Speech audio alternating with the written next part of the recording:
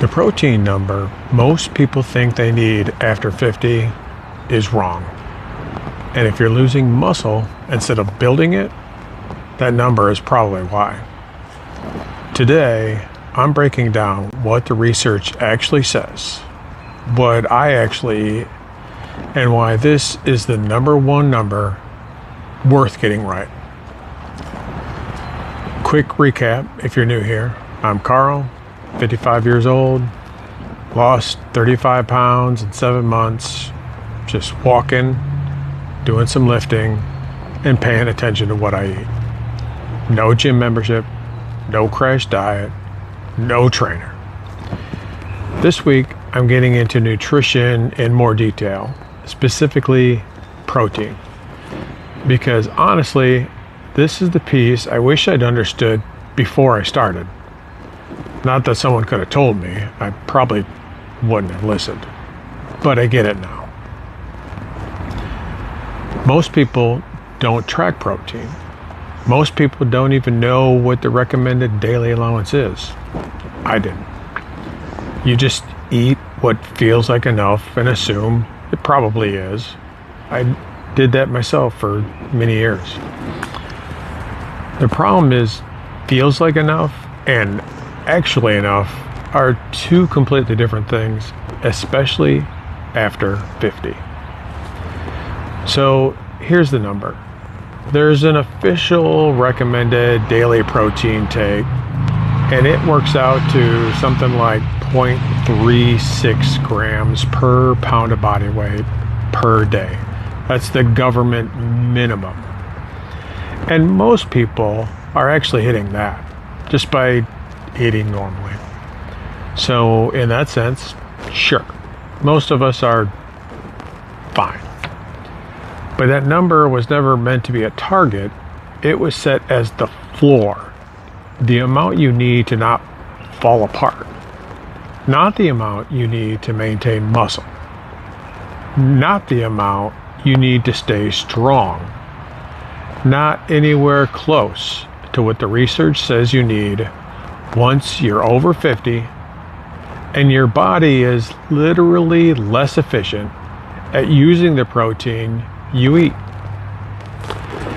The number researchers actually recommend for older adults is closer to 0.45 to 0.55 grams per pound minimum if you're lifting, if you're trying to hold on to or build some muscle. Some research goes as high as 0.7 grams per pound or more. My personal target is that 0.7 up to 1 gram per pound. I rarely hit the top end, but I always try to hit the bottom. At current 160 pounds, that's at least 112 grams a day, every day. Usually I get a little more. So here's why that number isn't just a fitness number. Starting around age 50, your body begins losing muscle mass at roughly 0.5% to 1% per year. Muscle strength declines even faster, up to 5% per year. There's a name for this, sarcopenia, and it affects between 5 and 13% of people in their 60s, climbing to nearly 50% of people over 80. That's not a small number. That's half the people over 80 struggling with muscle loss significant enough to affect their daily life, their mobility, their balance, their independence. And here's the part that made me pay attention. Your body becomes less efficient at using protein as you age. The same amount of protein that would have maintained your muscle at 35 does less work at 55. So you actually need more protein from food just to get the same result. Researchers call this anabolic resistance. Your muscles become more resistant to the signal that protein sends to build and repair. The fix isn't complicated. It's just more protein, consistently, spread across the day. Not all at dinner like most people eat it. About 50% of older adults aren't meeting even the higher protein recommendation. Not the RDA, the higher one that researchers actually recommend for people our age. Half of us are falling short. So how do you know if you're hitting it? You track it. And I know that word makes some people nervous. I'm not talking about obsessing over every bite forever, just long enough to actually know what you're eating. I use a free app.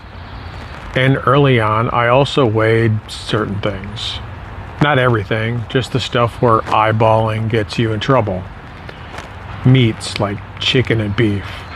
Starches like sweet potatoes, regular potatoes, squash, and sourdough bread, which sounds simple until you realize a sourdough loaf is shaped like a football, and there's no such thing as a consistent slice. Quick weight on the scale, done. You don't have to do it forever, but a few weeks of it builds a picture that sticks. I can look at a plate now and have a pretty solid sense of what's on it. That only happened because I went through the process. Protein is a number I track most closely. Fiber is the other one worth paying attention to, and I'll get to that in a second. But protein is the anchor. Everything else fits around it. So, on that fiber. Because the numbers here stopped me cold when I looked them up. The recommended daily fiber intake is 25 to 38 grams a day, depending on your age. The average American gets 15. That's roughly half the recommended amount. And only 5% of people actually hit their daily fiber goal. 5, not a fake number. Fiber matters for digestion, blood sugar, heart health, and honestly for feeling full, which directly affects whether you stay in a calorie deficit or not. So it's not separate from everything else we're talking about. It's part of the same picture. I'll be honest, my own day doesn't always hit the fiber target either. But I'm more aware of it now than I was, and awareness is where change starts. This week, I'm posting 4 meals across 4 days: breakfast, lunch, dinner, and dessert, that together show you what a real day of eating can look like for me right now. Real food, real numbers, nothing that feels like a diet. The full day lands at roughly 1,600 calories and about 141 grams of protein and around 16 grams of fiber. That's with real maple syrup on my pancakes and graham cracker crumbs on my cheesecake dessert at the end of the week, and a sauce drizzle on my dinner bowl. And yes, I used real maple syrup. It fit. That's the point.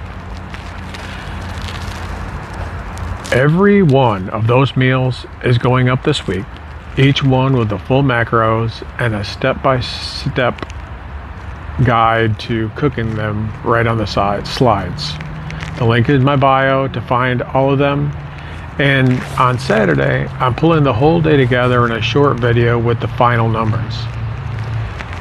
If you want to see what 141 grams of protein actually looks like on a plate, or throughout the day anyhow, that's your post. One more thing before you go. If you're over 50 and you've never actually tracked your protein for even a week, just try it. Not forever, 1 week. The number you find is probably going to surprise you.